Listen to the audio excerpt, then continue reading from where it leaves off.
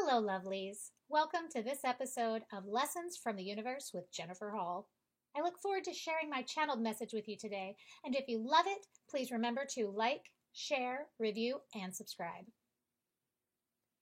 So, I've been thinking a lot about the meaning of colors, and then it was actually suggested to me that I do an episode on colors, so here we go. What had me thinking about it was actually the color black. Years ago, when I was getting my energy under control and figuring out what it was I'm really supposed to do in the world, all I wore was black. I was a teacher at the time. I called it my teacher uniform, but the truth was it was all I wanted to wear. And for many years before that, starting junior high or high school, it was always just black or white. My clothing, my room decor, everything. That was what I wanted.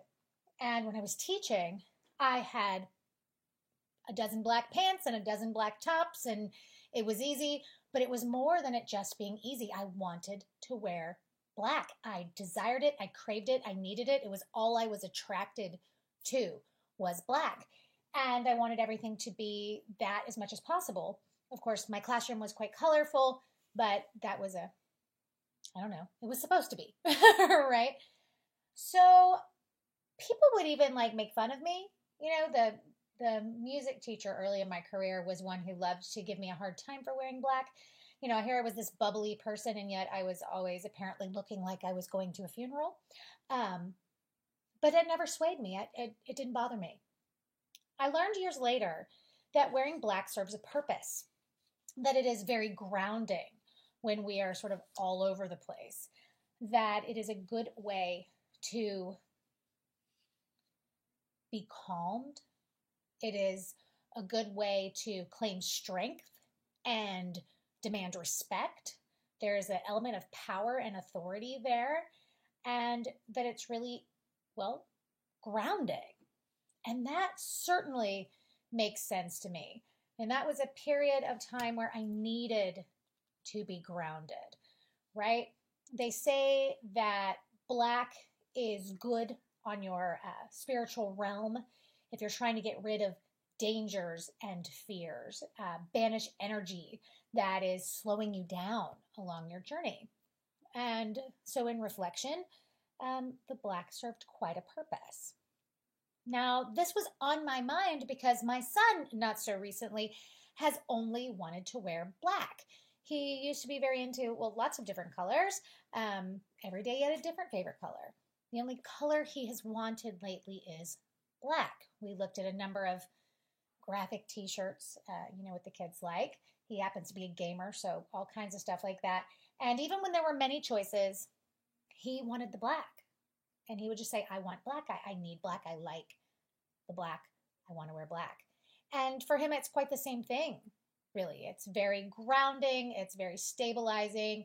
And, he's young and his energy is all over the place already. And so the black does add that element of calm and seriousness. Even if it's not energy, which I believe it is, okay? But even if it's not, it has that psychological effect on our personal psyche and on people around us. They just seem to take us more seriously. Some people even claim that having black around helps you to get the inertia broken that's been keeping you in the same old, and also restore a concept of reality. Well, of course, that goes along with grounding excess energy, right? So to sort of go back to myself and my whole journey of color, all I cared about was black, right? That's all I wanted to wear. My home was all just mostly black furniture, black everything. And it wasn't dark. I wasn't trying to be emo or anything. I'm actually a little bit too old to be emo, so there's that. But then I started to slowly but surely be drawn to color. The first color I was really drawn towards was blue. Not dark blue, though. I actually, as I say that, I did start adding in some navy blue, really dark navy blue into my world. And even maybe some really dark maroon, right? But dark, we're talking the darkest level you could find. But the first color I was drawn to that made me feel shockingly different and surprised me was a brilliant turquoise blue. And I remember the first thing I did was, I think I painted my kitchen cabinets or something this blue. And I started wanting to buy that color in shirts and things. Well, now I know that that blue symbolizes peace and tranquility. It is trust and harmony and calming. And it really opens up the throat chakra, right? That ability to communicate, to speak your truth, to put out there who you really are. And of course, as I say this to you, I'm thinking about a correlating experience that I don't know if I shared with you or not, but I was taught at a very young age that women were not going to like me. I was told this, right? By people who probably shouldn't have told me such a thing. And so I believed it, and it was my experience. Women did not like me. It seemed like I couldn't do anything to make them like me. And maybe that was real, or maybe that was perceived because it was what I believed. Irrelevant, that was my reality. And I remember wanting to change that and being aware that that was very much, my belief, right? And so I started thinking, well, how do I become non-intimidating? And so I started to think of myself as cute and adorable. Everybody will think I'm cute and adorable. Well, the problem with that is if you're cute and adorable, nobody gives you any respect. I think about that as sort of falling in line with the colors and the black and the speaking up and the trusting and the calm and all of those things. And it kind of all falls into place with when the day came that I said, you know what? If I can make people think I'm cute and adorable, I can also make them respect me. And I don't have to be serious, though I've never thought of myself as serious. But I don't have to be serious. I don't have to be all in black to be taken seriously. Suddenly, I wanted this blue, and I wanted it to be calm, and I wanted it to feel safe. And so, of course, there it was. At the time, I had no idea why. Once I gave in to the blue, it became orange. Orange was the color that I wanted next. Orange is abundance and warmth. It is affection, sensuality. It's aligned with the sacral, that sacral chakra where we take in all energy and experiences. And that shift that was taking place inside of me to recognize, not only to refer back to what I was just sharing with you, that I could be respected, but also that I didn't always have to expect something to go wrong. I didn't have to always think that people would turn out being bad or that there was going to be a shoe that dropped, right? Because despite the fact that I was always bubbly and fun and all these things, I always had this feeling there was a shoe just above me, ready to drop on my head. I realize now that the orange helped in that. Then, of course, I started to bring in other colors, and it's important to know what all these colors mean, right? Red. When you want red around you, it's about passion, strengthening your own passion. People think, and feng shui says, put it in your bedroom. It ignites passion. Sure. But what does it do personally, right? This is your life school. What does red do for you? It ignites your own passion. And that is not just about love and sexuality, passion for life, passion for work, passion for whatever, right? Yellow. Yellow in some cultures is considered sheepish, right? Weak or jealous. But what is yellow really? What does it do for you when you see bright yellow flowers? In fact, one of my lovelies brought me a bunch of beautiful yellow flowers from her garden just today. It is joy. It is sunshine. It is optimism. And these things make us feel more confident and more courageous. So we bring yellow around when we want to feel powerful.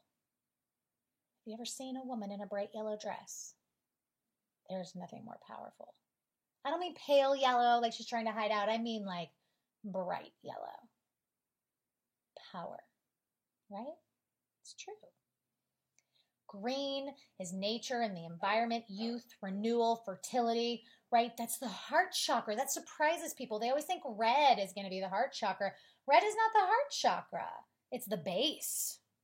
It is we can be very dramatic and call it the blood flow, but it is that connection to the core of it all. Green. Green is the heart. Green is what takes us back. It renews us. Your heart chakra is all about renewal. It is a spiritual filter through which all other energy must flow before we can bring it out into the world, before we can speak it, before we can be it, before it can go through that blue throat chakra to be cooled and handed back. Indigo, of course, is the third eye chakra. Purple, that royalty, clarity. Violet, well, if you've heard of the violet flame, quite an effective clearing tool, right? Of course, it is a tool, and ultimately the work is all us, right? But the violet flame is very significant, and we could probably spend a whole a whole podcast talking about that. That violet is about our spiritual connection. It's the gateway to our own spirit. All these colors, if you're attracted to one over the other, not just because you look pretty in it, okay? I've always felt like I looked good in black, but that's not why I only wanted to wear black. Now when I buy black, it's because I'm like, I will look good in black. But then it was not. It was, I needed the black, right? And then I needed the other colors. I needed them. I had to have them around me. Color is meaningful. It's not just arbitrary. We can utilize specific colors when we need them. You can call one in, you can wrap yourself in it, you can specifically dress in it or paint a room, right? Man, if you could have seen what my black and white house turned into. For those of you who've been to my home, nothing like what I have now. What I have now is, it was eclectic, don't get me wrong. What I have now is more spiritually eclectic, right? And funky. But then it was just colorful. Powerfully colorful. I remember I even painted my refrigerator.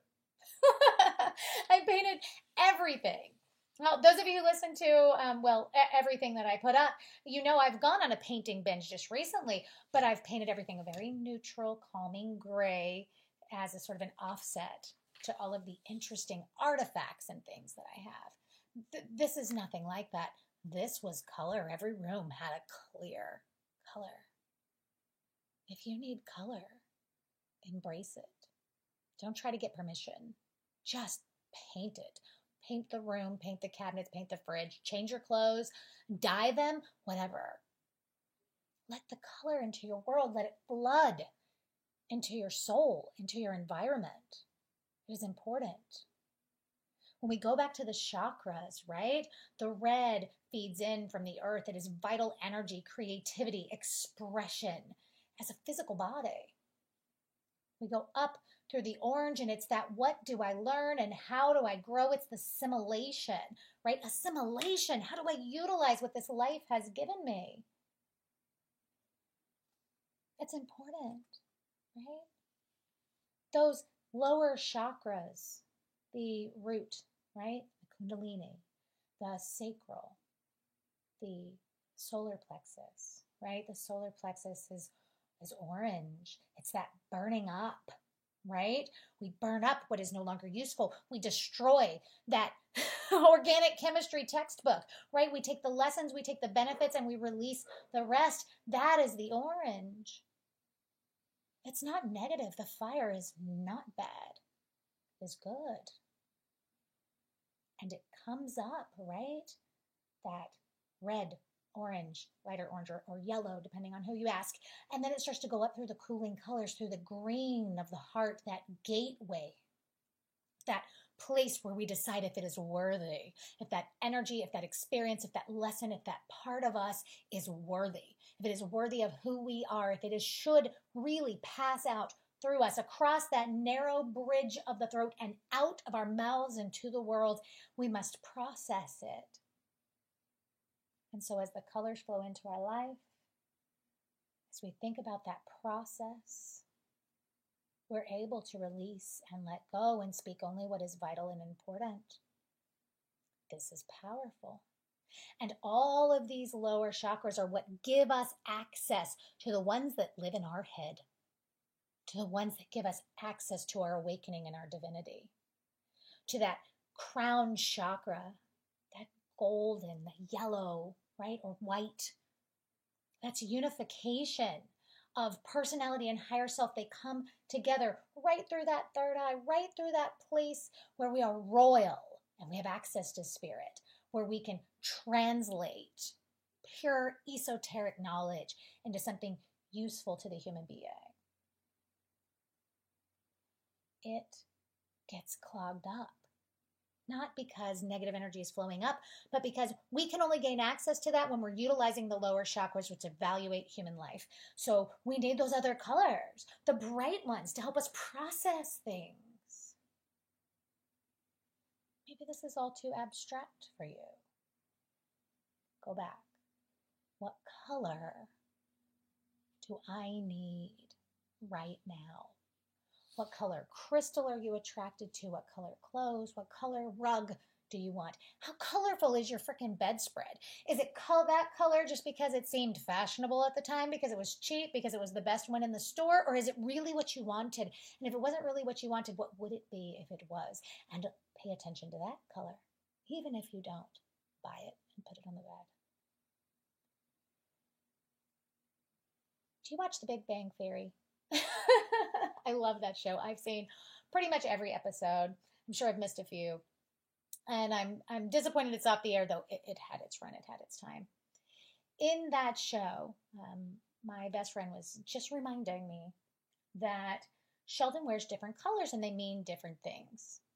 They represent his personality, his emotion during that episode, which is quite interesting because though they never really revealed it, Sheldon is pretty clearly Asperger's autistic and struggled with emotion, right? In fact, he's one of my examples of canned answers, right? There are ways that we behave. There's things that we say, things that we do if someone loses a loved one that may not totally be aligned with how we feel or our spiritual understanding, but we know that this is how we behave, right? If somebody was upset, he would make them a glass of tea. His colors don't really go along with the spiritual nature of the colors, but it was very interesting to recognize, like, when I started looking at episodes to see, oh, this represents his anger or his hope, his fears. Now, this was done with quite a lot of intention on the show. We do it unintentionally right here. Every time you think, I need to wear that blue shirt today. Not because I feel pretty in it, but because that's the one. I need the red tie. Maybe it's a day that you don't even need to feel powerful, but damn, you're like, I feel powerful every time I put on this red tie. Whatever it is, own it. Own it. Look up the meaning and understand it, right? I would say take notes, but you can Google this, babes, okay? You can search what is the spiritual meaning of orange, and you can get a real short, concise answer to be like, yep, that sure the hell is why I wanted to wear orange today, because I got this meeting, or I'm going to see so-and-so, or whatever it is. But most importantly, recognize it's helpful. And if you find yourself in a phase where black is your jam, give in. Wear the black. Wear it every day until you have yourself centered and grounded. Take the message. In fact, take the message of whatever color you're drawn to. As I listened to my son pick out t-shirts, thank you online, right? I had its human desire to push him towards other colors, to suggest, why don't you get the red one in this one, or the blue or the green or whatever. And thank goodness for the little whisper in my ear. If he needs black in his world right now, I'm going to let him have it. Why resist? That could be true about anything. Colors removed, right? If we feel drawn, if we need it, as long as it's not too much drugs or alcohol or too many pieces of fried chicken, we should probably give in, right? That's not going to hurt us. We desire things for a reason. In fact, if you desire those bad things, you should Google what you're missing. Did you know that if like you're craving chocolate, all you want is chocolate, it means you're low on magnesium? Who knew? Thank goodness for this horizontal access for information we have in these phones, right? And online. We have access to every bit of information. Google it. Okay? Yes, some of it's going to be wrong. Double check. Make sure it's a reputable website, all of those things. But don't just ignore your cravings. We want things for a reason. All that is a way to say, embrace the colors that call your name. Before I let you go today, I want to point out that this is episode 80 of my podcast. We've been on the air for over a year, and I have done 80 episodes. That is not including my patron episodes, which I would love you to gain access to. I do need more patrons. We do need to be able to stay on the air and attract more listeners, and that's where all that money goes. But so that you can share this moment with me. I didn't realize that 80 was a big deal. I was waiting for 100. But today I started thinking about what the number 80 represents. So it's 8 plus 0. When you add 0 to an, 0 has all its own stuff. But when you add 0 to another number, it's like a lens. It magnifies the previous number's vibration. And the number 8 is achievement, abundance, prosperity, and success. Perhaps today, a few rainbow colors and the number 80, maybe we turn a corner. Maybe we get that many more people to show up and listen and to awaken with us, to join into the conversation, and to wish us all a quite lovely namaste. Until next time, beloved, namaste. Hi, my name is Lisa, and I am a client of Jennifer's as well as a friend. I have known Jennifer since 2016 and just started recently listening to her podcast, which I must say is helped me more than anything. It's a weekly podcast that I listen to, I'm dedicated to. It helps me get through the fog that I feel like I'm in sometimes. It gives me direction, and I honestly look forward to hearing the new message that comes out. I try to tell as many people as I can that I know are going through things that you may not get to see Jennifer as a client, but take the time to stop and listen to her podcast because you will get so much from that. It's almost like being there right in her office. Hold on, I had to wait a minute because I don't know, is it called your office? Office is great. That's great.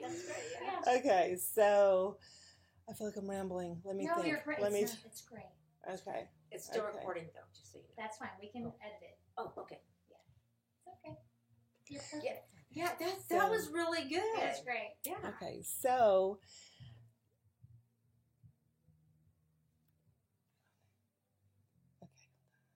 there was something else I was going to say. Being a patron is also a benefit. I am so happy I made the decision to set up just $20 a month. It comes out automatically. I don't even miss it. It's like already done, and I get that extra special little patron-only content that I just adore. So all I can say is do what you feel is... It's perfect. You're perfect. Okay, let me try that one again. So all I have to say is listen to a podcast and you will be sold. It's perfect. You're perfect. It's perfect. Thank you. No, Well, what you said. Thank you for joining me for this episode of Lessons from the Universe with Jennifer Hall. If you haven't already, I want to personally invite you to come out and find me on social media and at my webpage, psychicjenniferhall.com. If you are inspired by the podcast and want more content, consider clicking that patron button on Podbean, or you can support the show at paypal.me/Universal Lessons LLC, or by visiting our swag shop at spreadshirt.com. You can find the direct link on my Facebook page and my webpage. If you have questions, consider attending one of my quarterly seminars here in Dallas, or book your own educational session from anywhere in the world using the link that you can find on Facebook or on my webpage. I am sending each of you love, light, clarity, and wisdom, and I want you to know that whether you realize it or not, there's a little brunette with a podcast that's got your back.